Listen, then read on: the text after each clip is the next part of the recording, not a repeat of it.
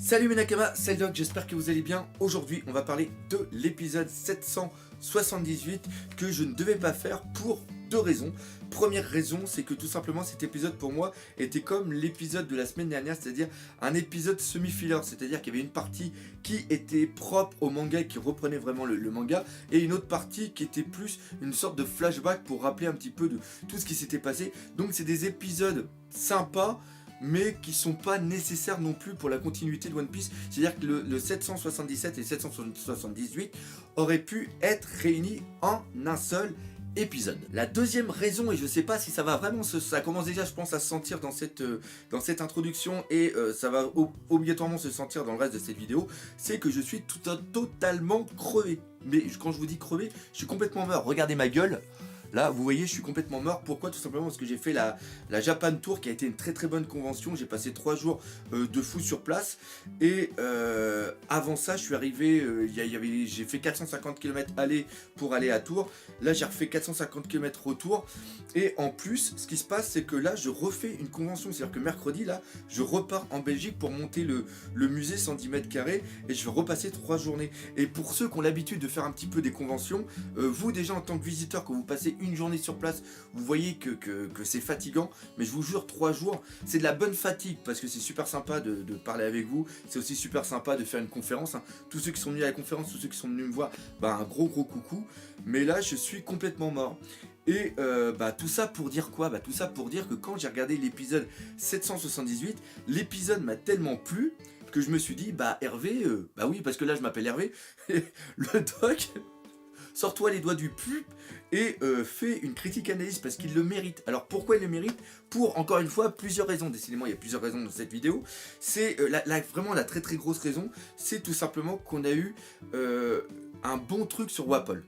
Voilà, et ce qu'on a eu sur Wapol, c'est tiré justement de mini-aventures. Et les mini-aventures dans l'anime, on n'en voit pas beaucoup, et pourtant pour moi ils sont super intéressants parce que ça raconte l'histoire de personnages. C'est quelque chose qui a été fait par Ichiro Oda, et c'est quelque chose qui est nécessaire pour comprendre certains éléments. Donc voilà. Alors cette intro qui est très très longue n'est pas une intro, parce que je vais directement partir dans la vidéo, et cette vidéo va être en semi-live. Vous allez comprendre pourquoi très très vite. Alors on va quand même rester dans le structuré. Cet épisode, le 778, correspond aux 6 dernières pages du chapitre 823. Oh putain, ça a été le cerveau, je vous raconte pas comment à l'intérieur ça a travaillé. Et en un sens, il y a les éléments importants ont été respectés. Quels ont été ces éléments? Premièrement, au niveau de Carotte. Tout le début qui m'avait fait rire en chapitre m'a fait rire aussi ici. Avec une mention spéciale par rapport à Pedro. Je sais pas pour vous si ça vous l'a fait. Pour ceux qui, comme moi, ont connu le film Broly, oui, je suis en train de parler de Dragon Ball dans ma vidéo, je suis complètement fou. Pas Dragon Ball Super, hein, Dragon Ball tout court. À un moment, Broly, quand il parle de Sengoku, il dit Kakaroto. Et à un moment, t'entends Pedro, quand il parle de Carotte, il dit Kakaroto. Et il y avait exactement la même phonétique. Je sais pas pour vous, même souvent quand ils parlent d'elle, ils disent Kakaroto, donc moi ça me fait penser au mec, à Broly se retient. Voilà, ça me fait penser, là je sais pas si Carotte va se retenir, mais c'était méga cool. Et justement, parlons un petit peu de force, le petit passage où Luffy est en train de bouffer la carotte et tu vois Carotte, putain décidément c'est n'importe quoi. Quand Carotte lui saute à la gorge et tout, et qu'il y a le petit passage justement avec caresse-lui la tête, c'était vraiment excellent. Et là... même Chopper et Luffy ont été surpris de sa puissance, et Pedro le dit bien que Carotte est quand même une personne qui est hyper importante. Donc là encore une fois, ça tease un petit peu le pouvoir des Minks, et ce passage là m'avait fait rire au niveau de l'anime et au niveau du manga, et au niveau de l'anime je trouve que c'était très très bien retranscrit. Tout le travail qu'il y a en ce moment sur Carotte et au niveau de l'anime est vraiment très très bon pour nous faire apprécier ce personnage. Il y a une insouciance qui se dégage d'elle avec un petit peu de puissance, comme j'ai expliqué. Et ça, je trouve que le seiyuu justement lui donne, je me rappelle plus son nom, son nom de famille c'est Ito, mes souvenirs sont bons, mais je trouve qu'il y a un très gros travail. Et pareil, le petit truc qui a été rajouté, c'est-à-dire que Brooke, quand il fait visiter le Sunny à Carrot, bah c'était pas superflu. C'était vraiment très très bon. Donc déjà, le petit passage, pareil, tous les trucs avec Pedro ou même Pecoms quand il est au niveau du sol et qui rampe, ça s'est repris encore une fois du manga. Et je trouve que c'était très très bien amené. Donc oui, déjà rien que ce passage-là, tout le passage qui a été propre au manga, bah c'est une réussite. Par contre, là où pour moi ça n'a pas été une véritable réussite, c'est tout simplement le flashback de Chopper. Autant la semaine dernière, le flashback de Alabasta avec Vivi m'avait foutu la chair de poule. En plus, l'arc Drum a été l'un des arcs où je me rappelle avoir pleuré pour Chopper. Autant ici, même s'il y a énormément de passages tristes, ils sont pas venus autant me chercher. Le passage qui m'a cherché, qui m'a fait couler, qui m'a mis la chair de poule, pas couler une larme, c'est quand il quitte et qu'il voit quand il voit justement les canons faire ce cerisier avec la neige qui tombe, ça c'était vraiment très très beau, et le voir pleurer, ça m'a ému. Mais le coup de l'Amoudiac, l'Amidrag, je me rappelle plus le nom du champignon, de toute façon je suis crevé, l'Amoudiac, ouais un truc comme ça, tant pis, ça me fait chier de pas savoir le nom alors que je sais que j'y suis presque. Ça a été beaucoup trop rapide pour s'éterniser. Pareil, je me rappelais plus, mais moi le passage où Iluluc il fait son speech qui est absolument mythique, de dire que quand un homme ne meurt pas quand d'une maladie incurable, il ne meurt pas d'une balle dans le corps, il meurt seulement que quand il est oublié. Voilà, ce passage-là dans un AMV me fait chialer à chaque fois, alors qu'ici avec la musique je trouve que ça colle pas du tout. Non, il est pas venu me chercher ce petit passage, c'est vraiment dommage. Je trouve que ça aurait pu être fait, et en plus je sais même pas s'il a été dessiné, je me pose, il y a une partie qui a été redessinée, mais il y a une partie je pense qui a été réutilisée par rapport au film. Je sais plus, j'ai pas le temps de faire la recherche parce que là je suis un peu manque de temps, mais il est pas venu ici, c'est ça qui est chiant.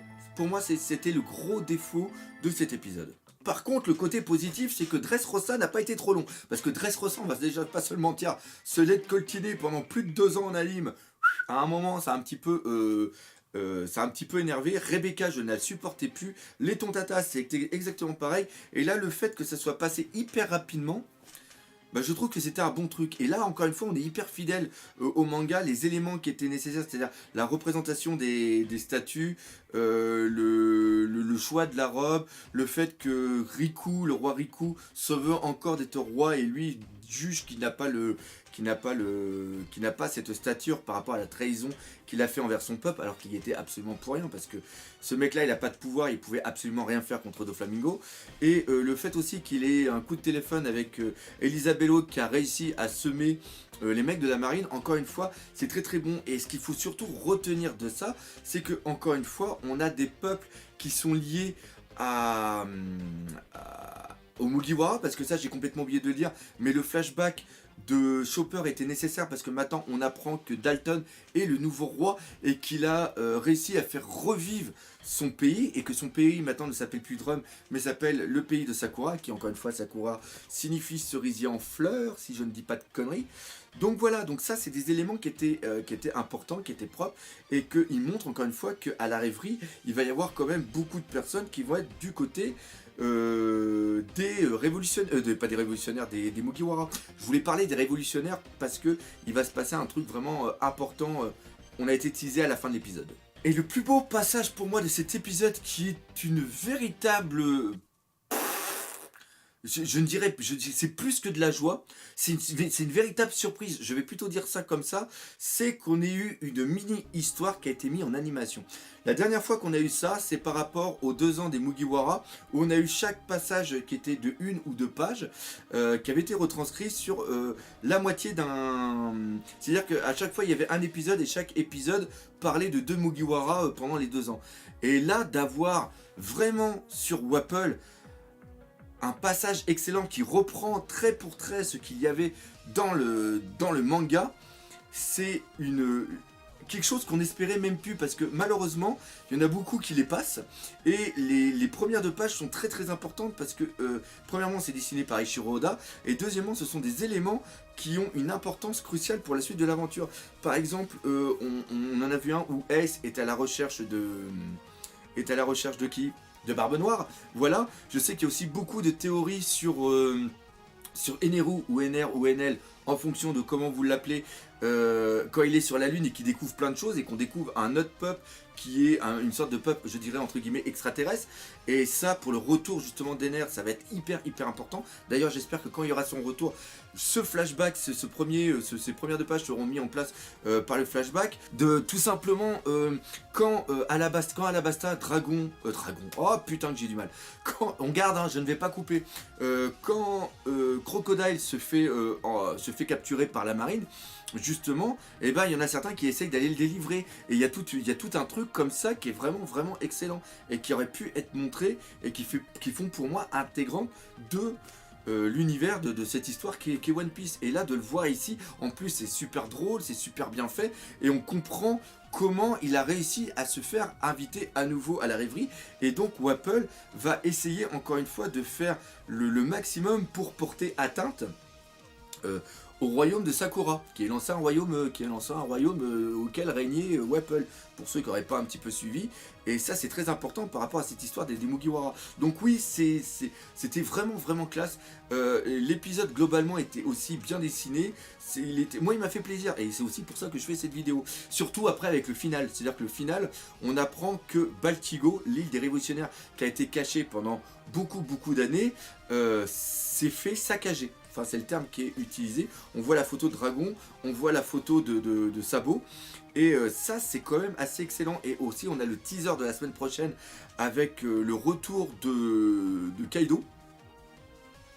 Donc ouais, c'est franchement, en ce moment, l'anime, je suis agréablement surpris et ça fait super plaisir. Je sais pas pour vous, laissez-le dans les commentaires, mais en ce moment, ouais, je dirais pas que c'est autant un plaisir que lire le manga, je vais pas aller jusqu'à là, mais franchement, quand je prends 20 minutes, 25 minutes pour regarder cette vidéo, eh bien, c'est pas 25 minutes de perdu de ma vie. Donc c'est classe. Donc voilà un petit peu ce qu'il y avait à dire sur cet épisode. Ça a été assez brouillon, je vous prie de m'excuser. Mais encore une fois, c'est une vidéo qui est faite entre deux conventions. Mais je voulais absolument faire cette vidéo. Pour terminer, on va dire exactement les mêmes choses que d'habitude. C'est-à-dire que si vous avez aimé cette vidéo, n'hésitez pas à partager, laisser des commentaires, défoncer la gueule de ce putain de pouce bleu. Et nous, comme d'habitude, on se dit à bientôt pour de nouvelles aventures One Piece. Et n'oubliez pas, le principal, le One Piece existe.